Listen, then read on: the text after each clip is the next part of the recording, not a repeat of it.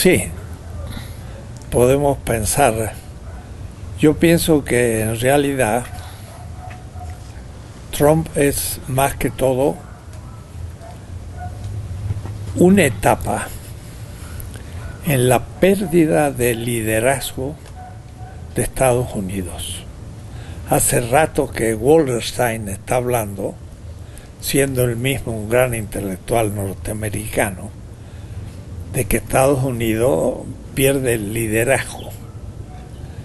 Y también es una reacción ante en general el Asia, no solo la China, la India, los pequeños 4 tigrecillos del Asia. El Asia no está en ninguna crisis, está en pleno crecimiento.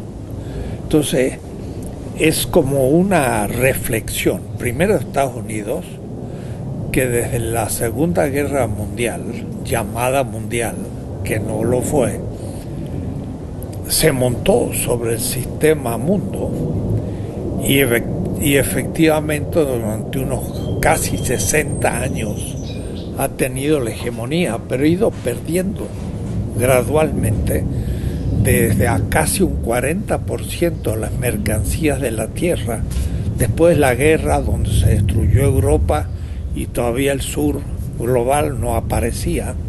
Estados Unidos ocupó una función absolutamente central, pero ahora ha descendido al 18-20% de su 40% y la China lo ha superado. Entonces realmente está en una crisis, pero una crisis donde se pregunta qué hacemos exactamente los que piensan así, volver a la gran Estados Unidos de antes.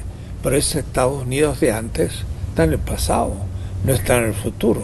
Nunca más van a volver a ser lo que fueron.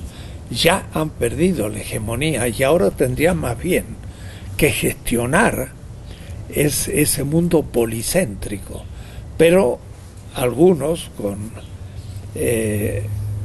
diríamos así, un sueño de la grandeza pasada, querrían ahora entrar a promover de nuevo ese liderazgo, pero por medios no los que había usado Estados Unidos, la modernidad y el capitalismo, que era justamente por su creatividad tecnológica y productiva. Alemania es el poder mundial que más exporta, y sobre todo de una industria media que es la que da los productos que permiten la producción de productos. Son pequeñas empresas en ciertas regiones alemanas, de Stuttgart y demás, donde las empresas son 300 o 400 empleados, pero de alta tecnología, que producen los instrumentos más sofisticados para la gran industria. Y los chinos, que están produciendo ya más que Estados Unidos, en las mismas normas del neoliberalismo, incorporando 20, 30 millones de campesinos a la región industrial. 30 millones significa un país por año, y tienen para muchos años todavía, porque tienen más de 600 millones ahí a un nivel de campesinos pobres junto a una industria altamente desarrollada, pero ya no a la manera imitativa, ahora ya a nivel creación tecnológica de punta. Y Estados Unidos no sabe cómo incentivar la propia. Los mismos europeos saben que ya tienen una posición secundaria, hasta ahora apoyados en Estados Unidos, pero les está fallando ahora el sustento, porque esta visión nacionalista contradictoria, porque por una parte quiere crear más trabajo interno, pero es demasiado caro, y en la proyecto neoliberal los productos van a tener más precio y no se van a vender, quiere decir que todavía va a disminuir la fuerza de trabajo, porque Estados Unidos no va a poder competir.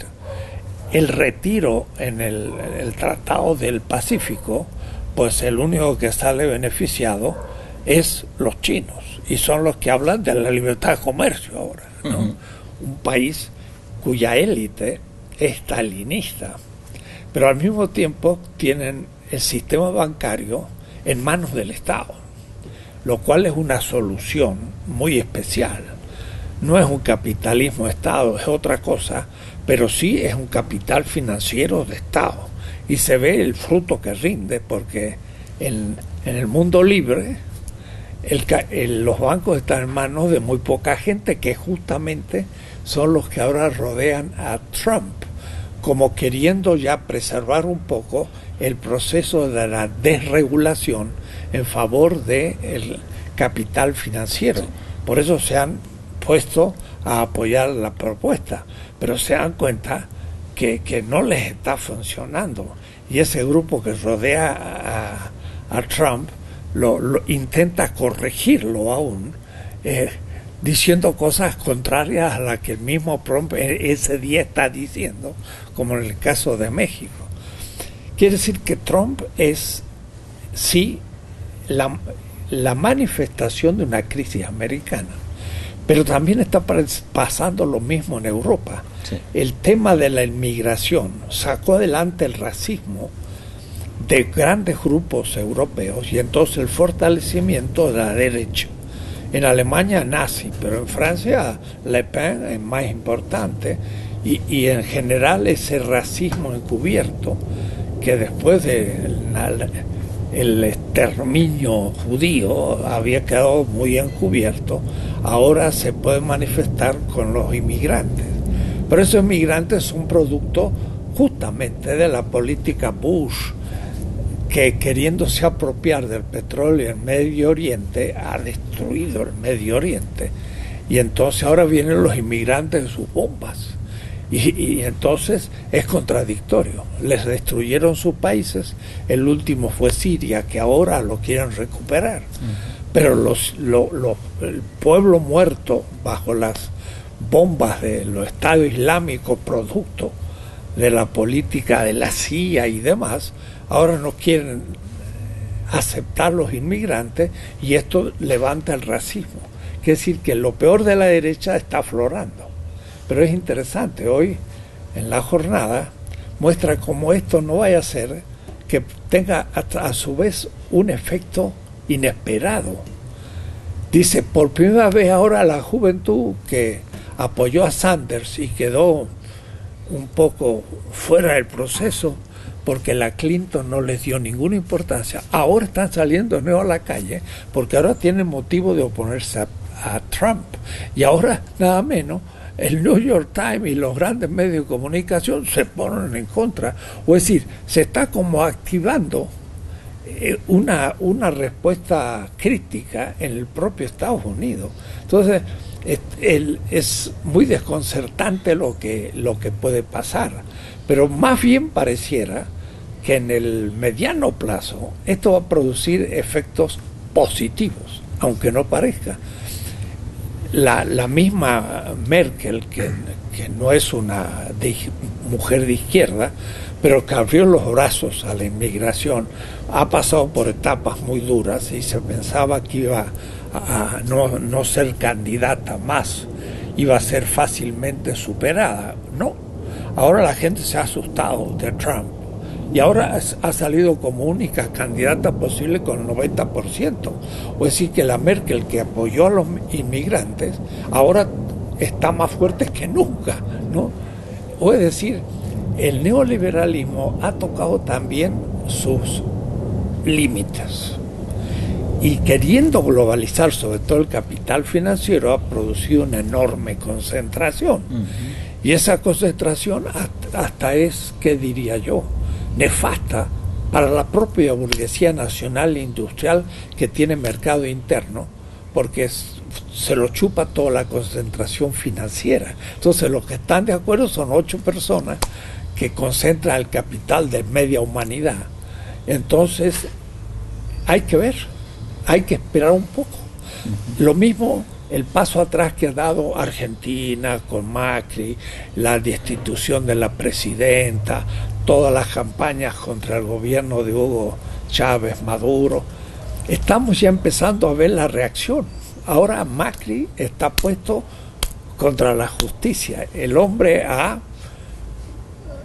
eliminado el pago de un impuesto por cientos de millones de su propia familia que debía al Estado. Y eso ya hasta la gente del Poder Judicial entregado a él le ha dicho, no, pero esto ya es demasiado. Y entonces a una gran líder popular en Jujuy, que es un indígena de un movimiento extraordinario que la tienen presa, hasta la han intentado ahora acusarla de suicidio, pero ya no saben qué hacer para atacar a los enemigos de Macri, para tapar lo que le está pasando, y entonces está produciendo una reacción. Yo veo que la cosa va en buen camino, porque esto está mostrando la peligrosidad del neoliberalismo, de esta concentración capitalista, y entonces ya no son palabras críticas, sino que la gente empieza a vivir algo que lo atribuyó por la propaganda de los medios y de la derecha a, por ejemplo, Obama, o a otra gente que tenía alguna sensibilidad. Ahora, cuando pasa al gobierno, la gente que decía, bueno, voy a hacer la solución, ahora sí que es el desastre completo. Entonces, yo diría, es una crisis de la hegemonía norteamericana y al mismo tiempo un aproximarse a la derrota también del neoliberalismo, porque de las primeras cosas que hizo Trump también fue seguir con la desregulación del capital financiero. Ya no, y entonces aún el capital industrial productivo se ve muy acosado por el capital financiero. ¿Qué decir en un país como México, que la burguesía nacional, si existe, porque ya se la fue tragando por el Tratado de Libre Comercio, el capital norteamericano, empieza a decir, esto ya no se puede, ya aquí no se puede invertir, hay que ver alguna solución? Entonces de pronto el voto de castigo va a hacer posible cosas que nunca habían podido imaginarse en el propio México. Y claro, nuestro gobierno, atado al proyecto de Trump, porque es la derecha norteamericana, si ellos no lo apoyan a nuestro gobierno, queda ya sin ningún apoyo. Pero lo que pasa es que ellos mismos lo desprecian por este pseudonacionalismo, que sí, que nuestro gobierno realmente es fantástico, ¿no? Se hinca ante un poder el cual le da una bofetada y queda más desautorizado que nunca, y no tiene la imaginación de decir, bueno, ya que nos rechazan, centrémonos en un proyecto nacional de mercado interno, potenciemos el banco, el campo de nuevo para que nos alimentemos, vamos a producir una industria petrolera, ya que el petróleo no vale, hagamos. Pero no tienen imaginación, están dirigidos por gente que estudia la economía norteamericana que nos venden, el ITAM y todo esto, y están también contra la pared ahora. Es decir, yo veo que se está bosquejando un panorama interesante. Yo no estoy nada pesimista. Yo diría, esto se está poniendo pésimo, es decir, hay más esperanza que antes. Y lo que estamos leyendo es que el hombre es contradictorio, es un pésimo político, ha tenido éxito en los blancos racistas norteamericanos, que son la mayoría, pero que ellos mismos están viendo que hay limitaciones y no se puede. Dependen de estos ilegales, que no le han dado una estancia legal para poder explotarlos mejor, pero no porque no los necesiten. Entonces, si los echan, ¿quién va a hacer esos trabajos? Nadie. Y lo van a tener que después hacer programas para que vuelvan, ¿no? Es decir, estamos en una situación, crisis de la hegemonía norteamericana y también crisis de la globalización financiera, porque se habla mucho de la globalización, como que fuera del capitalismo. Pero el elemento fundamental del capital es el trabajo. Entonces, se puede pasar por todo el mundo el dinero. Usted se lo saca de México y lo pone en su cuenta de Estados Unidos, un paraíso fiscal. Usted puede vender la Coca-Cola a donde sea o la Corona, pero los obreros no pueden pasar la frontera porque tienen pasaporte. ¿Por qué? Y porque acá ganan 10 veces menos que allá. Eso también se llama capital. Pero el capital entonces no está globalizado, está globalizado el capital comercial y el financiero, pero no el productivo. Porque a ellos les interesa que haya bajo salario en los países del sur. Para meter gran tecnología, bajo salario. Y luego lo venden en el centro y absorben el bajo salario y compiten con el capital en Estados Unidos y contra el capital en México. Yo digo, en el juego al billar a dos bandas. Sí. Porque la gran tecnología en México liquida al capital nacional. Pero el bajo salario en México liquida al capital nacional que ahora Trump quiere potenciar. No lo puede potenciar porque el que ponga un auto en la periferia le va a vender más barato en Estados Unidos. Y entonces la Ford se va a fundir. No se da cuenta que es contradictorio al sistema, tendría que hacer otro sistema, pero en este no va a andar. Entonces, es crisis de la hegemonía norteamericana y crisis de la globalización neoliberal. Y por lo tanto, esta concentración de riqueza está produciendo un malestar en los países centrales que por ahora han conducido mal su protesta. Se han ido contra los extranjeros porque los han manipulado, contra la migración, sobre los árabes, terroristas. Ahora ya, mire qué interesante, se hablaba de la islamofobia. Sí. Ahora, por primera vez escuché el otro día la latinofobia. Y ahora ya somos los terroristas. Somos criminales, drogadictos, todo. Entonces, así como tenemos la idea de un musulmán terrorista, el norteamericano empieza a ver al latino terrorista. Y uno dice, bueno, nosotros no somos terroristas. Lo mismo dicen los árabes, pero les hicimos, ¿no? Somos el malo de la película. Pero eso da por un tiempito, hasta que se den cuenta, como decía Sanders, el 1% nuestro es el problema norteamericano, que nos está chupando todo el capital y nos está empobreciendo a todo el pueblo. Y eso no son los emigrantes, son los grandes banqueros que ahora están en el gobierno. Entonces, es como si atrajeran ahora a su persona. Y cuando realmente digan, ustedes son los culpables, ya no van a saber a quién echar la culpa. Las cosas van interesantes. Empieza a descubrirse el fondo del sistema. Y entonces es más difícil elaborar esa ideología neoliberal que conquistó un poco ciertas élites, sobre todo no en Estados Unidos y Europa, sino también en la periferia. Nuestra gente del ITAM enseña economía neoliberal. Esos son los enemigos internos que tenemos, que no son capaces de pensar un proyecto de autonomía nacional ante Estados Unidos. Si no es integrándonos a Estados Unidos, no tenemos más destino. Y como no nos aceptan, ya lo dije, se quedan de pronto sin saber qué hacer. Y que no saben qué hacer, pues la teoría no les da. Hay que usar otra teoría, pero no la tienen. Sí.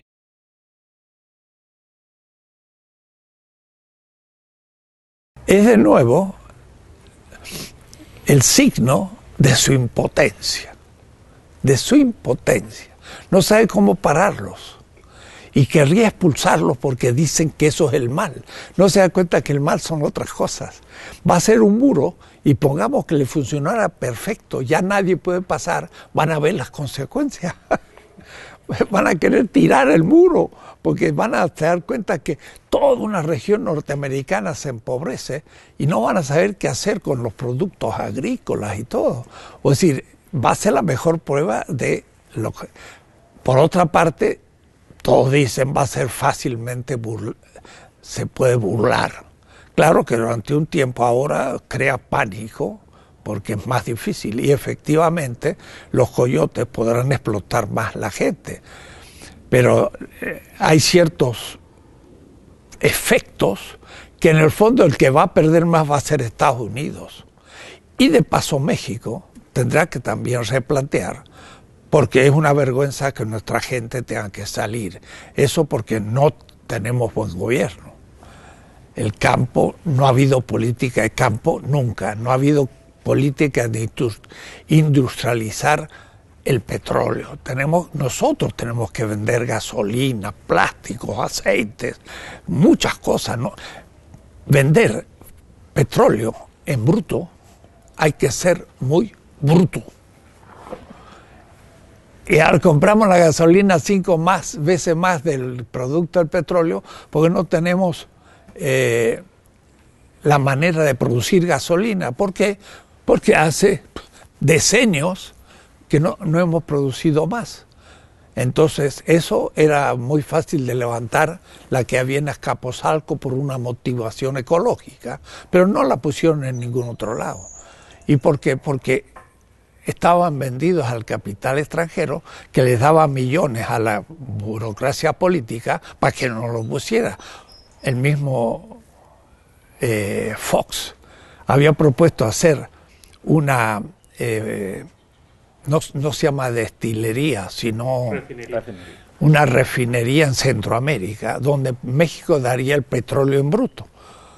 ¿Y por qué en Centroamérica y no en México? Allá iba a ser una petrolera privada que iba a hacer el negocio y Fox iría participando, sino porque tenía que hacerlo en México. Y Calderón dijo, vamos a hacer uno y todavía no han comprado el terreno. Y en cambio el aeropuerto, ahí están, sobre un lago que se les va a hundir, pero no importa, total lo paga el pueblo.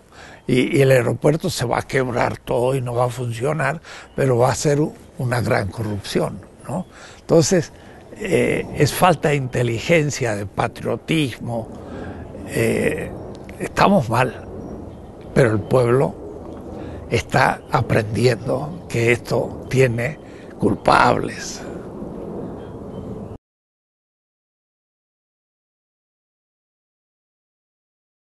Esto exige a mediano plazo comenzar a idear estas cosas. Eso es la teoría política, económica, cultural, de género, de raza, que se está elaborando.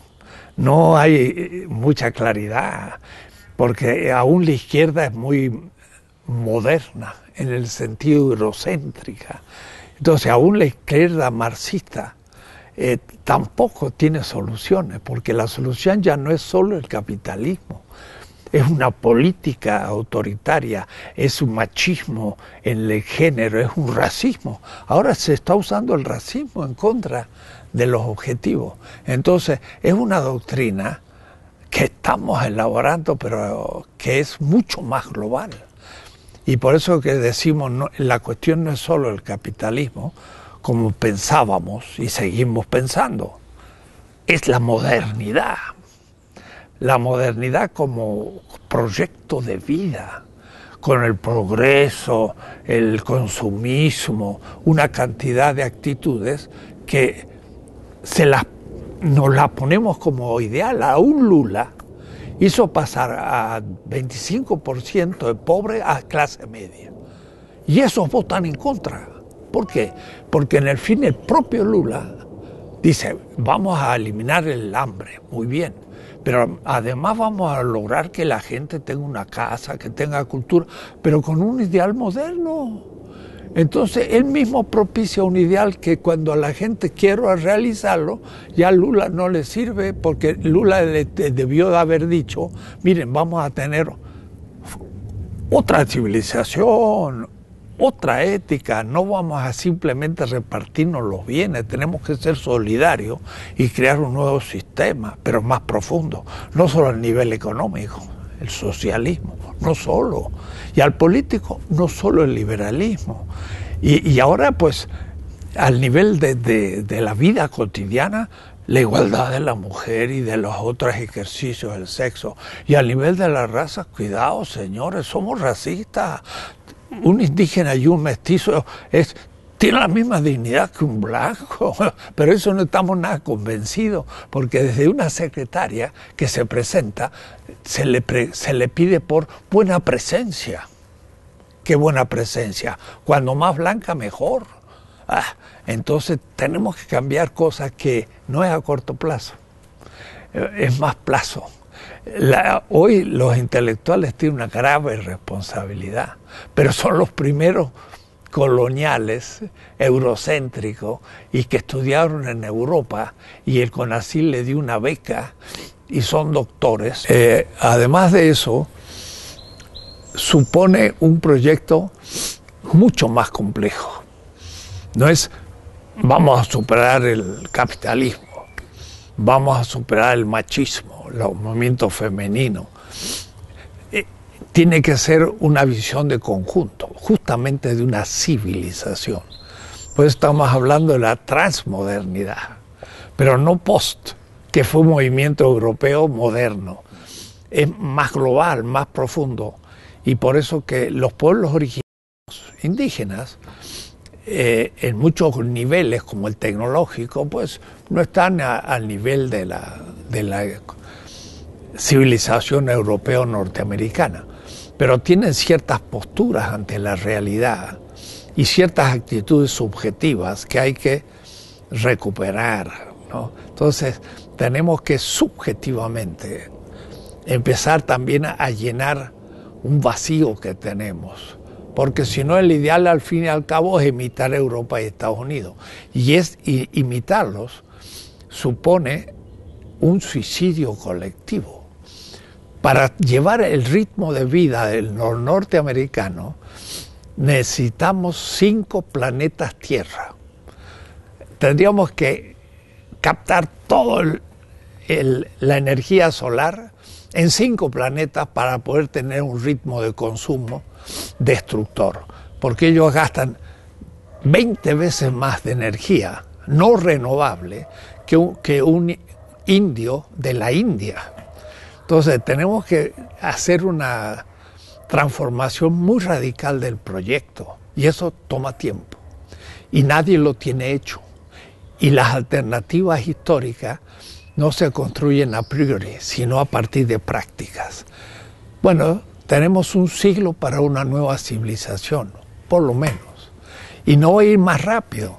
Ahora, cuidado, un proyecto progresista ayuda a comenzar a desbloquear aspectos, y es mucho más que un derechista que se camina al suicidio colectivo y empeora la cosa brutalmente, ¿no? Pero aún el cardenismo nacionalista y demás es lo mejor que tuvimos en el siglo XX en México, igual que muchos otros en América Latina. Pero al decir lo mejor que tuvimos, podría también decirlo negativamente. Entre lo malo, el mejor. No es el ideal tampoco, pero es lo que un realismo crítico político debe saber. Lo ideal, primero, nadie puede decir cuál es. Y entonces alguien dirá, bueno, como usted no tiene una alternativa a la modernidad, al capitalismo, cállese. No, nunca fue así. En el siglo XVII ni nadie sabía que estaba construyendo el capitalismo, todos estaban en contra del feudalismo. Y en Inglaterra hasta el siglo XVII el feudalismo era hegemónico.